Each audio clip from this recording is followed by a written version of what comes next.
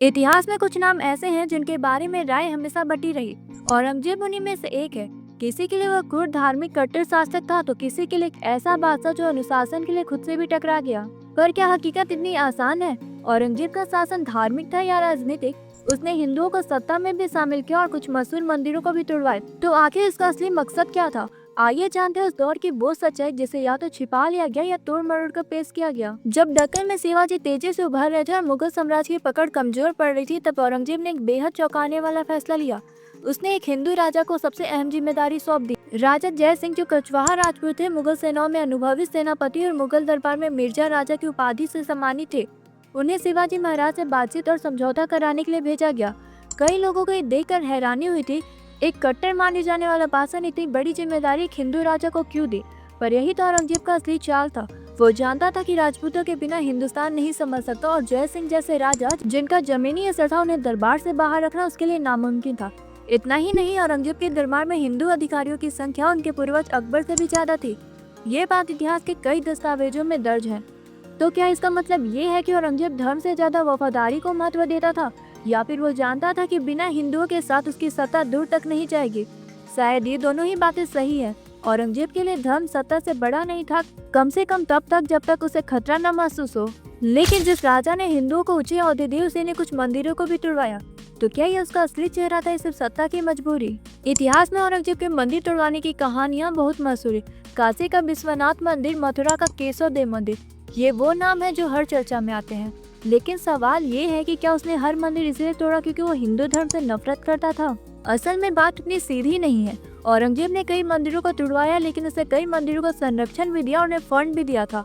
राजस्थान, मध्य प्रदेश और बंगाल जैसे इलाकों में मंदिरों को जमीनें दी गई। रिकॉर्ड में दर्ज है कि कुछ मंदिरों को इंपेरियल ग्रांट यानी बादशाही मदद भी दी गई।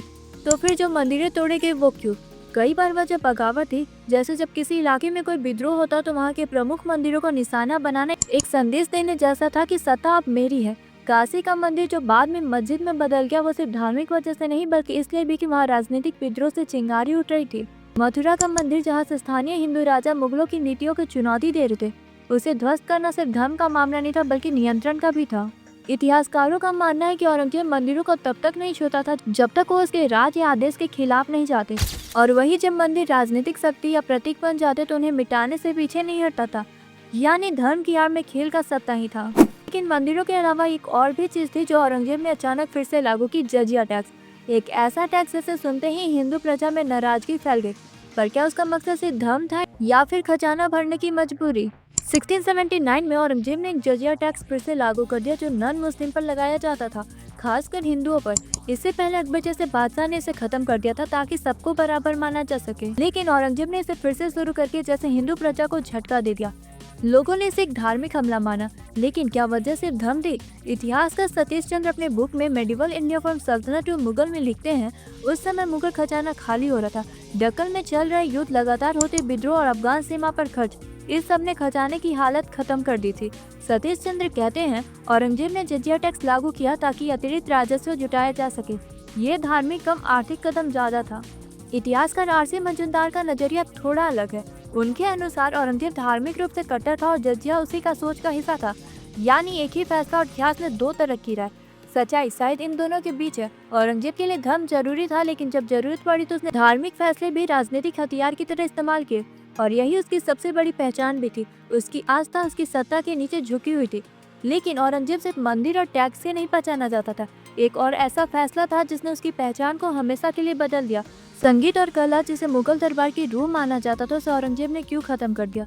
बादशाह अकबर के समय में संगीत का जो रंगारंग दौर शुरू हुआ था, जहाँ तानसेन जैसे रत्न दरबार में बैठते थे, वो सब कुछ औरंगजेब के समय आते आते अचानक थम गया। औरंगजेब ने गायन, नृत्य और दरबारी संगीत को गैर इस्लामी बताते हुए बंद कर दिया। संगीतकारों को दरबार से हटा दिया गया। लेकिन क्या वो खुद संगीत विद्रोही था? नहीं। इतिहासकार चतुरनाथ सरकार अपनी बुक हिस्ट्री ऑफ औरंगजेब में लिखते हैं, औरंगजेब खुद बीना बजा लेता था और उसे रागों की अच्छी समझ थी। दरअसल उसकी तालीम में संगीत शामिल था, लेकिन जब उसने गद्दी संभाली तो उसकी सोच बदल गई। कहते हैं, संगीतकारों ने जब दरबार से निकाले जाने पर विद्रोह किया तो औरंगजेब ने जवाब दिया, अब मेरी आत्मा संगीत से उब गई है, अब मैं कुरान सुनना चाहता हूँ। इतिहासकार ऑडिटर्स की अपनी book Aurangzeb the man and the myth में लिखती हैं, औरंगजेब ने संगीत बंद जरूर किया, लेकिन संगीतकारों को निजी रूप से संरक्षण देना जारी रखा। यानी जो खुले में दिखता है वो शायद पूरा सच नहीं होता। कुछ इतिहासकार मानते हैं कि ये फैसला सिर्फ धार्मिक नहीं था, बल्कि दरबार की सादगी और अनुशासन को बढ़ाने के लिए लिया गया था। औरंगजेब का मानना था एक बादशाह का काम रंगीनियों में डूबना नहीं, शासन चलाना है।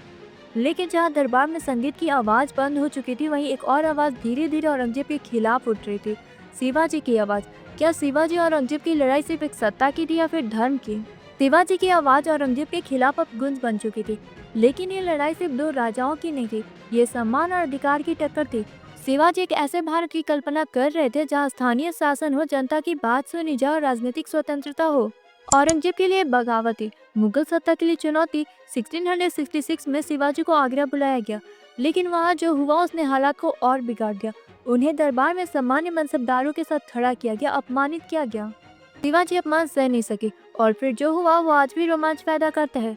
वे मुगलों की नजरों के सामने से बचकर निकल गए, इतिहास के सबसे साहसी भागने की कहानी बनी। इतिहासकार जदुनाथ सरकार अपने book Shivaji and it's times में लिखते हैं, शिवाजी की रणनीति राजनीतिक थी, पर वो संस्कृति और परंपरा के प्रतीक बन गए।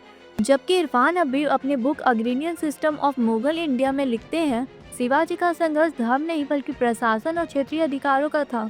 तानी ये संघर्ष था एक केंद्रीय बादशाहत बनाम वर्सेस उभरते स्वराज का। लेकिन इस संघर्ष की आज सिर्फ युद्ध तक सीमित नहीं रही। औरंगजेब की नीतियां, उसके फैसले, खासकर दक्षिण भारत में लंबे समय तक युद्ध ने मुगल साम्राज्य की जड़ें हिला दी।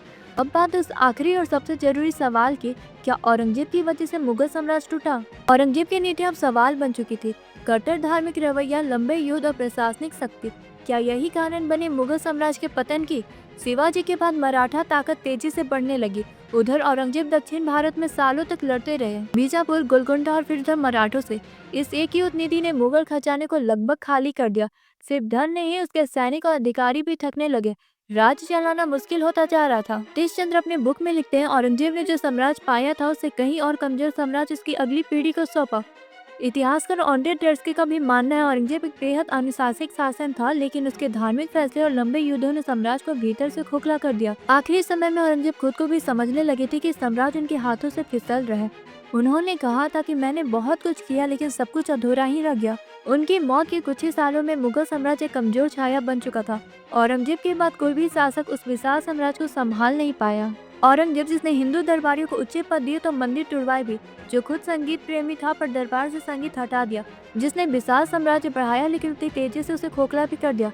एक ऐसा बादशाह जिसने ताकत भी दिखाई और वो कमजोरी भी बनी।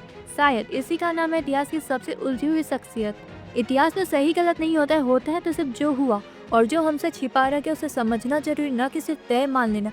आपका क्या मानना है, औरंगजेब एक समर्थ बादशाह था या अपने ही फैसलों का शिकार? कमेंट में जरूर बताएं और वीडियो पसंद आए तो एक लाइक और चैनल को सब्सक्राइब जरूर करें।